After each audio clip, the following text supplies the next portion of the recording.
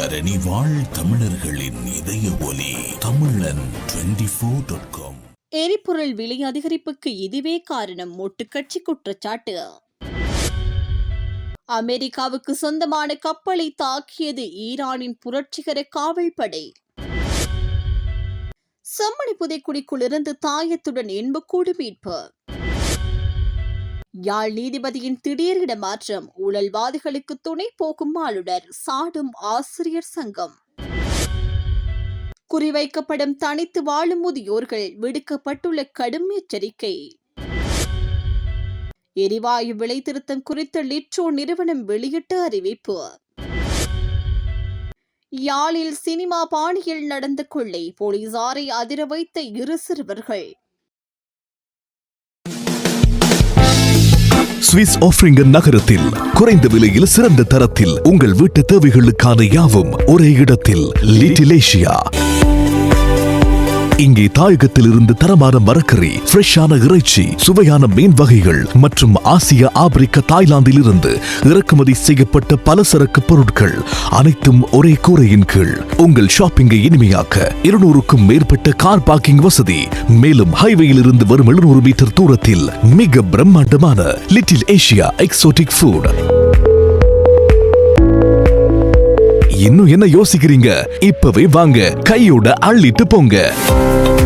Little Asia exotic food, park வெக் 2, 4665 ஆஃப்ட்ரிங்கன். தொடர்புகளுக்கு 0627 981111.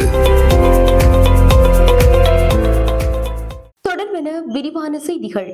தரமற்ற நிலக்கரியை இறக்குமதி செய்ததால் நாட்டுக்கு ஏற்பட்ட நஷ்டத்தை மக்களிடமிருந்து மீட்பதற்காகவே இலங்கையில் எரிபொருள் விலை உயர்த்தப்பட்டுள்ளதாக ஸ்ரீலங்கா பொதுஜன பெரமுன கட்சியின் பொதுச் செயலாளர் சாகர காரியவசம் தெரிவித்துள்ளார். பத்திரமுள்ள நெலு மாவட்டத்தில் அமைந்துள்ள கட்சியின் தலைமையகத்தில் இன்று நடைபெற்ற ஊடகவியலாளர் சந்திப்பில் கலந்து கொண்டு கருத்து தெரிவிக்கும் போதே அவர் இதனை குறிப்பிட்டுள்ளார். அங்கு அவர் மேலும் கருத்து தெரிவிக்கையில், நாட்டின் பொருளாதாரம் மிக வேகமாக வீழ்ச்சியடைந்து வருவதாக குறிப்பிட்டார். ரணில் விக்ரமசிங்கே அரசாங்கத்தை பொறுப்பேற்ற போது 5% இருந்த இலங்கையின் பொருளாதார வளர்ச்சி வீதம் தற்போது 3% குறைந்துள்ளதாக உத்தியோகபூர்வமற்ற ஆதாரங்கள் தெரிவிப்பதாக அவர் சுட்டிக்காட்டியுள்ளார். ஒரு நாடாக இந்த நிலைமை மிகவும் மோசமானது என்றும் நாட்டின் கையிருப்புகளை அதிகரிக்க வேண்டியது அவசியம் என்றும் அவர் வலியுறுத்தியுள்ளார். இந்த நிலையில் 2024ஆம் ஆண்டில் ஜனாதிபதி அனுர்குமார் திசாநாயக்க நாட்டை பொறுப்பேற்ற போது இருந்த கையிருப்புகளை இதுவரை அதிகரிக்க முடியவில்லை என அவர் குற்றம் சாட்டியுள்ளார். அத்துடன் இந்த நாட்டில் நிலையான பொருளாதாரத்தை கட்டியெழுப்புவதற்கு அரசாங்கம் எவ்வித சாதகமான நடவடிக்கைகளையும் எடுப்பதாக தெரியவில்லை என்றும் அவர் கூறியுள்ளார். மக்களுக்கு அதிக வரி விதிப்பது, எரிபொருள் விலையை உயர்த்துவது மற்றும் மின்சார கட்டணத்தை அதிகரிப்பது மட்டுமே பொருளாதாரத்திற்கான ஒரே தீர்வு என இந்த அரசாங்கம் காட்டி வருவதாக சாகர காரியவச மேலும் தெரிவித்துள்ளார். அமெரிக்காவுடனான பேச்சுவார்த்தைகளை ஈரான் நிறுத்தி வைத்துள்ளதாக தனக்கு அதிகாரப்பூர்வமாக எந்த தகவலும் கிடைக்கவில்லை என்றும், அவ்வாறு அவர்கள் மௌனம் காப்பதில் தமக்கு எந்த பிரச்சனையும் இல்லை என்றும் அமெரிக்க ஜனாதிபதி டொனால்ட் ட்ரம்ப் தெரிவித்துள்ளார். முன்னதாக லெபனான் மீது இஸ்ரேல் தொடர்ந்து நடத்தி வரும் தாக்குதல்கள் காரணமாக அமெரிக்காவுடன் செய்தி பரிமாற்றங்களை மேற்கொள்வதை ஈரான் நிறுத்திக் கொண்டுள்ளதாக அந்நாட்டின் அரை அதிகாரப்பூர்வ செய்தி நிறுவனம் செய்தி வெளியிட்டிருந்தது. அத்துடன் ஹோர்மோஸ் நீரிணையை முழுமையாக முடக்குவதற்கும் இதர முன்னணி பிரிவுகளை செயல்படுத்துவதற்கும் ஈரானும் அதன் நட்பு நாடுகளும் ஆலோசித்து வருவதாகவும் அந்த செய்தியில் குறிப்பிடப்பட்டிருந்தது. அமெரிக்காவிற்கு சொந்தமான பனாமா கொடியுடன் கூடிய எம்எஸ்சி சரிஸ்கா கொள்கலன் கப்பலை ஒரு குரூஸ் ஏவுகணையால் குறிவைத்து தாக்கியதாக ஈரானின் புரட்சிகர காவல்படை தெரிவித்துள்ளது. ஓமானுக்கு அருகே ஈரானிய கப்பல் ஒன்றின் மீது நடத்தப்பட்ட தாக்குதலுக்கு பதிலடியாகவே புரட்சிகர பாதுகாப்பு படை இந்த நடவடிக்கையை எடுத்துள்ளதாக ஈரானிய ஊடகங்கள் செய்தி வெளியிட்டுள்ளன. இதற்கிடையில் வளைகுடா கடற்பரப்பில் பயணித்த சரக்கு கப்பல் ஒன்று கசர் துறைமுகத்திற்கு தென்கிழக்கே சுமார் 40 கடல் மைல் தொலைவில் ஏவுகணை ஒன்றினால் தாக்கப்பட்டதாக ஐக்கிய ராச்சியத்தின் கடல்சார் வர்த்தக நடவடிக்கைகள் அமைப்பு முன்னதாக தெரிவித்திருந்தது. எனினும் அந்த தாக்குதலுக்கு உள்ளான கப்பல் எது என்பதை UKMTO இதுவரை அதிகாரப்பூர்வமாக உறுதிப்படுத்தவில்லை என்பது குறிப்பிடத்தக்கது. செம்மணி மனித புதைக்குழியில் 3ஆம் கட்டு அகழ்வு பணிகளின் 2ஆம் பகுதி அகழ்வு நேற்றைய தினம் திங்கட்கிழமை மீண்டும் ஆரம்பிக்கப்பட்ட நிலையில் கழுத்தில் காசு வடிவிலான தாயத்துடன் எண்புக்கூடு ஒன்று அடையாளம் காணப்பட்ட நிலையில் அது அகழ்ந்து எடுக்கப்பட்டுள்ளது. செம்மணி மனித புதைக்குழியில் 3ஆம் கட்டு அகழ்வு பணிகள் ஏப்ரல் மாதம் 28ஆம் தேதி ஆரம்பமான நிலையில் மே மாதம் 9ஆம் தேதி சனிக்கிழமை 12 நாட்கள் அகழ்வு பணிகள் தொடர்ச்சியாக நடைபெற்றன. இந்நிலையில் 9ஆம் தேதியுடன் அகழ்வு பணிகள் தற்காலிகமாக நிறுத்தப்பட்டு இன்றைய தினம் திங்கட்கிழமை மீண்டும் ஆரம்பிக்கப்பட்டது. இதன்போது கழுத்து பகுதியில் காசு வடிவிலான தாயத்துடன் ஒரு எண்புக்கூடு அடையாளம் காணப்பட்ட நிலையில் அது முற்றாக அகழ்ந்து எடுக்கப்பட்டுள்ளது. யாழ்ப்பாண முன்னாள் மேல் நீதிமன்ற நீதிபதியின் திடீர் இடமாற்றம் வடக்கில் நீதித்துறையை எங்களால் அடக்க முடியும் என்பதை உணர்த்துவதாக இவை அமைந்துள்ளதாக இலங்கை ஆசிரியர் சங்கத்தின் உப செயலாளர் தெரிவித்தார். யாழ்ப்பாணத்தில் இடம்பெற்ற ஊடகவியலாளர் சந்திப்பின் போது அவர் இவ்வாறு குறிப்பிட்டார். அவர் மேலும் தெரிவிக்கையில், யாழ்ப்பாண மேல் நீதிமன்ற நீதிபதியாக இருந்த அலெக்ஸ் ராஜா திடீரென மதுரைக்கு இடமாற்றம் செய்யப்பட்டார். இந்த பின்னணியில் அவர் கையாண்ட வழக்குகளே காரணம் என யாழ்ப்பாண சட்டத்தரணிகள் சங்கம் குற்றம் சாட்டியுள்ள நிலையில் வடமாகாண ஆளுநரும் ஒரு அமைச்சர் ஒருவரும் இதன் பின்னணியில் இருப்பதாக நம்பத்தகுந்த முறையில் அறிவதாகவும் குற்றம் சாட்டியுள்ளார். இந்த விடயம் தமிழ் மக்கள் மத்தியில் பாரிய சந்தேகத்தை ஏற்படுத்தியுள்ள நிலையில் ஆட்சியாளர்கள் தாங்கள் நினைத்தால் நீதித்துறையை அடக்குவோம் என்பதற்கு சிறந்த ஒரு உதாரணமாக அமைகின்றது. மாற்றம் என்ற போர்வையில் ஆட்சிக்கு வந்த தேசிய மக்கள் சக்தி அரசாங்கம் கடந்த அரசாங்கங்களை விட மோசமாக நீதித்துறையின் மேல் அடக்குமுறைகளை மேற்கொள்வதை அவதானிக்க கூடியதாக உள்ளது. முன்னாள் யாழ் மேல் நீதிமன்ற நீதிபதி அலெக்ஸ் ராஜா பருத்தித்துறை நகரசபை விவகாரம் மற்றும் வடக்கில் மேற்கொள்ளப்பட்ட முறையற்ற ஆசிரியர் இடமாற்றங்களை நீதியின் பக்கமாக அணுகியதால் அவர் மீது அரசாங்க தரப்புக்கு அதிர்ச்சி நிலை ஏற்பட்டிருந்தது. அதன் பின்னணியில் வடமாகாண ஆளுநர் மற்றும் அமைச்சர் ஒருவரின் அழுத்தத்தின் பெயரில் நீதிபதியின் திடீர் இடமாற்றம் இடம்பெற்றிருப்பதான வலுவான சந்தேகங்கள் எழுகின்றன. வடமாகாண ஆளுநரை பொறுத்தவரையில் நிர்வாக திறமையற்ற ஊழல்வாதிகளுக்கு துணை போகும் நபராக காணப்படுகின்ற நிலையில் அவரது செயற்பாட்டால் வடக்கு மாகாண நிர்வாகம் குழம்பிய நிலையில் காணப்படுகின்றது. தனது நிர்வாக திறமையின்மையை மறைக்கும் முகமாக கல்வி அதிகாரிகள் மீது குறைகளை அள்ளி வீசும் நபராக காணப்படுகின்றார்.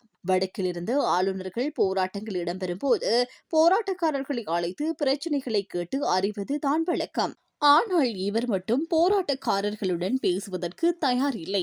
இதை நிர்வாக திறமையின்மையே இதற்கு பிரதான காரணம். அரசாங்கத்தின் தவறுகளை நீதித்துறை சுட்டிக்காட்ட முற்படும் போது அதற்கு எதிராக நீதித்துறையை அடக்க முனைவது ஜனநாயகத்தை குளித்தண்டை புதைக்கும் செயலாகும். ஆகவே சட்டத்தின் பாதுகாவலராக செயற்படும் நீதிபதிகள் இவர்களின் செயற்பாடுகளை எண்ணி மனம் தளராது நீதியை தொடர்ந்து நிலைநாட்டுவார்கள் என நம்புகின்றோம் என அவர் மேலும் தெரிவித்தார். நாட்டில் தனியாகவும் தனிமைப்படுத்தப்பட்ட வீடுகளிலும் வாழும் முதியோர்களின் பாதுகாப்பு மற்றும் நல்வாழ்வு குறித்து பொதுமக்கள் அதிக அவதானம் செலுத்த வேண்டும் என எச்சரிக்கப்பட்டுள்ளது.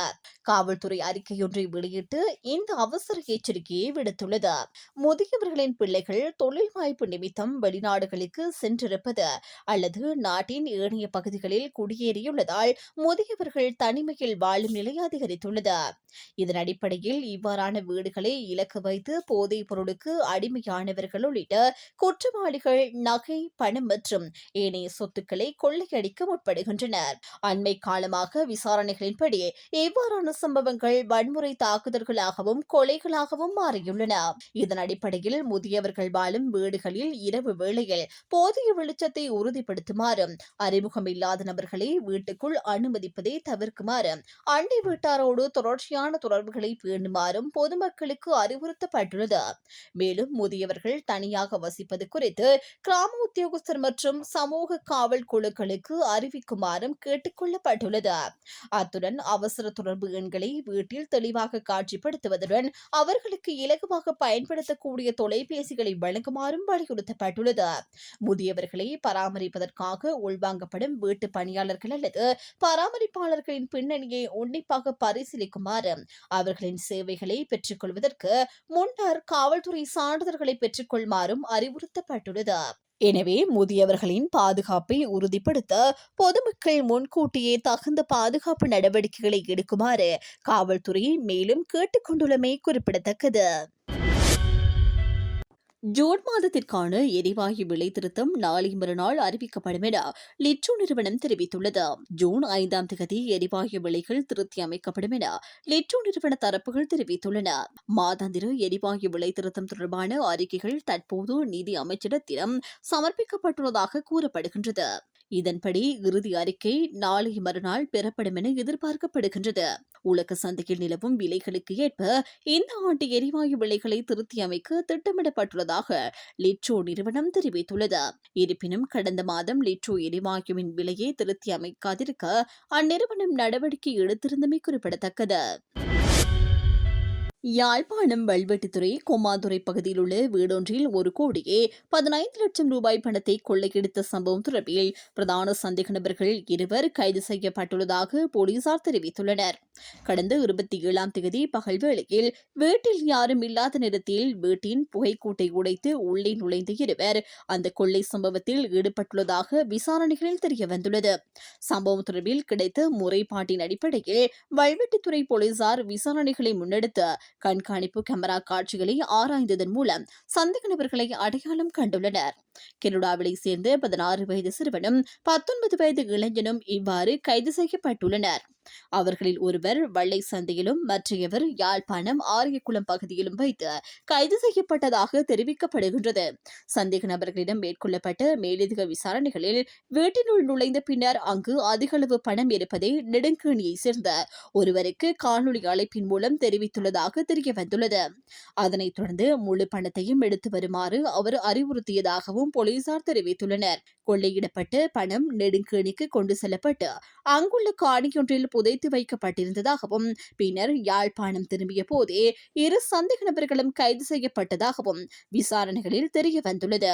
இதனையடுத்து நெடுங்கேணியை சேர்ந்த பிரதான சந்தேக நபரை கைது செய்ய போலீசார் நடவடிக்கை எடுத்த போதும் அவர் தலைமறைவாகியுள்ளதாக தெரிவிக்கப்படுகின்றது. மேலதிக விசாரணைகளின் அடிப்படையில் சந்தேக நபர்களிடமிருந்து 74 லட்சம் ரூபாய் மீட்கப்பட்டுள்ளதாகவும் கைது செய்யப்பட்ட 2வரையும் தடுப்பு காவலில் வைத்து விசாரணை நடத்த நீதிமன்ற அனுமதி பெற நடவடிக்கை எடுக்கப்பட்டுள்ளதாகவும் வல்வெட்டித்துறை போலீசார் தெரிவித்துள்ளனர்.